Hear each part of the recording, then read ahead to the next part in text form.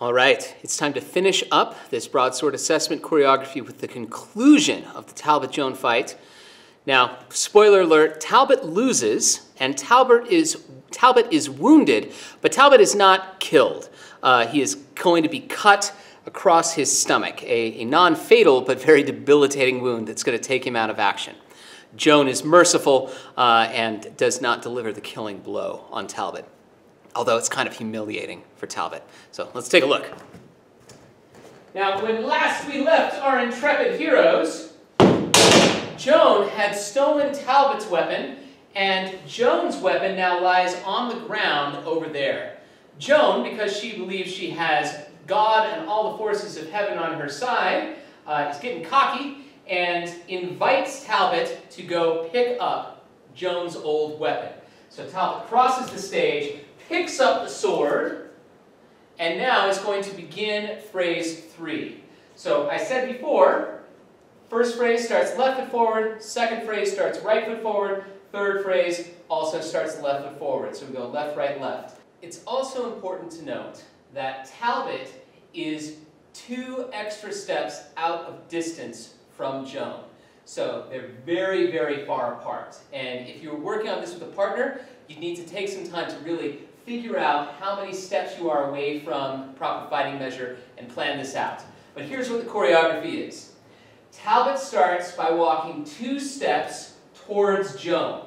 While Talbot does that, Talbot preps a fishing line cut to Joan's left hip, and on the 3rd passing step forward, cuts to the left hip, and then continues moving forward with a front of body cut to right shoulder. Okay, so it's a very smooth, aggressive movement. We start left foot forward. We go 1, 2, hip, shoulder. And as we end with this shoulder parry, Joan is then going to return with a pressure glide, and we yield parry 7, passing back. Yield parry 7 right here. Joan then pulls through and does an inside Molinet as we weight shift forward. We bring the tip out so we can go up the elevator. We pass back, parry 5. And this is not a hanging parry, this is an actual head parry. Then we shunt Joan's blade off to the side, and now we are going to do a head cut. So we make eye contact, preparation, Joan starts to evade, we pass forward and cut through there. Now Joan ducks underneath that and delivers the finishing blow, the wound to the stomach, and so that is the end of the fight. Now what's going to happen is Joan is going to place the flat of her blade right against Talbot's stomach. Talbot swings right over Joan's head and ends right here. Talbot can then let go of the sword with the right hand and grab onto Joan's blade on the stomach. And we continue moving this sword out here away from Joan in a safe direction. Now we hold on to Joan's blade. Now the reason we're doing this is to simulate what happens when somebody actually gets impaled or cut by a blade in real life. So what happens is, if a foreign object enters the body, the muscles instinctively grasp and contract around that foreign body. The muscles do this to hold the foreign object into the body so that we don't start bleeding out.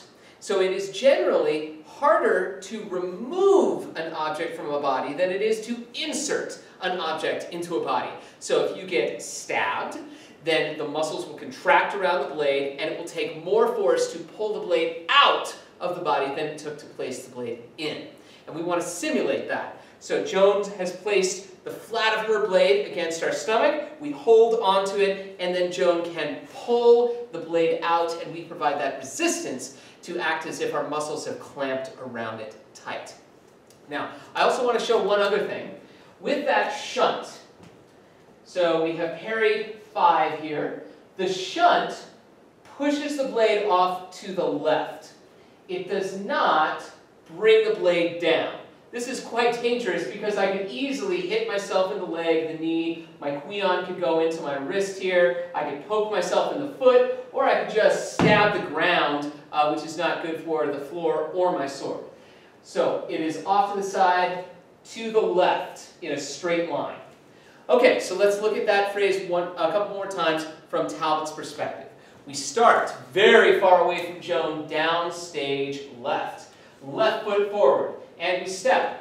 1, 2, prepping the attack. Step 3, cut to hip. Front of body cut. Step 4, cut to arm. Pass back, yield parry 7. Weight shift as Joan Molinex. Pass back, parry 5. Shunt. Now, eye contact. Preparation, evasion, attack, and then we place our hand onto the blade as we bring this sword down safely off to the side, and Joan pulls the blade out, and we react, and then we sink to our knees, and the fight sequence is over. All right, let's take a look at that sequence a little bit faster and smoother. Here we go, and 1, 2, hip, shoulder, yield parry, weight shift, parry 5, shunt, eye contact, preparation, evasion, attack, and grab, and pull out, and sink down, and that is the end of the fight from Talbot's perspective. Now let's take a look at that same fight from Joan's perspective. Joan is facing Talbot, out of distance, left foot forward. Talbot takes 2 steps towards Joan, Joan does nothing. On the 3rd step, this is where Joan passes back, parry 7, and then continues with a half counter parry 3. Once we are here, we do a pressure glide to Talbot's left hip, pressure glide, Talbot yield parry 7. We pull our blade through to a Molinex on the inside, pass forward, and head cut. And this is an actual head cut. It's not going to go all the way through, like in phrase 1. It stops there with the parry. Now, we get shunted off. In order to do this, we're going to twist the blade slightly. So we've cut here, and now I'm going to twist the blade so that the true edge of the blade right here is facing the quillon on Joan's blade. So the blade is here, and when it gets knocked, it's going to hit the true edge of the blade against the quillon. All right, so we have cut here, we twist our blade, and it is shunted off to the side.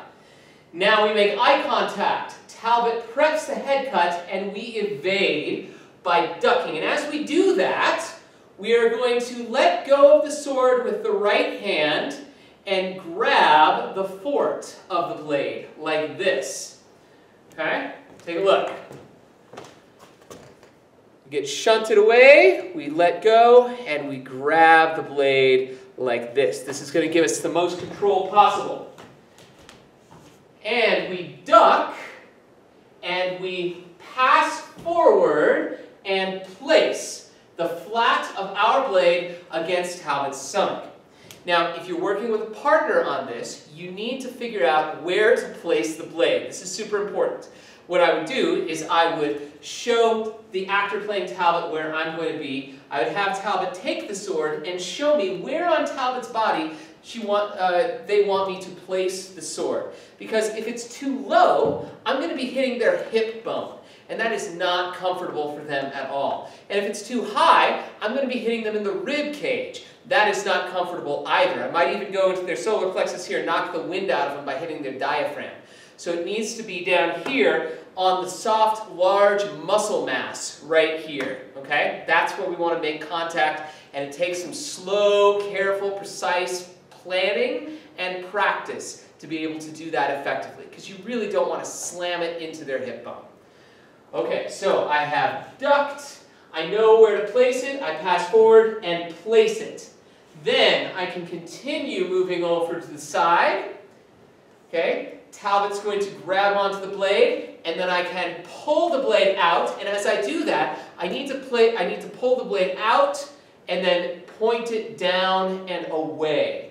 If I pull it out here, then the tip of my blade is still pointing towards Talbot's face, and who knows, that can become very dangerous depending on where he goes and how he reacts to the blade being pulled out of the stomach. So it's got to go pull out and then down and away. And that is the end of the fight. So let's look at that phrase 3 from Joan's perspective. Talbot takes 2 steps forward. Joan does nothing. On the 3rd step, Joan and Talbot move together. Joan passes back, parry 7. Pass back again, half counter parry 3. Now we're going to do a pressure glide yield parry.